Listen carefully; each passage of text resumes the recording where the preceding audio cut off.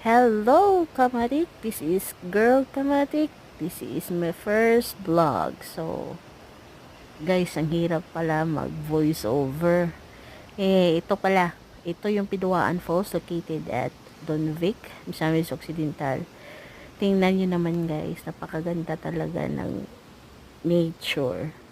Dito makikita nyo, hindi pa well developed yung lugar. At saka makikita nyo rin, napakalinaw ng tubig at saka napaka-fresh ng simoy ng hangin dito.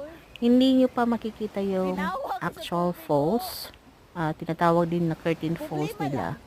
Tingnan nyo na lang sa part 2 ng video ko. At saka, please subscribe and like my channel. Please support me. Hello, this is Girl Kamatik.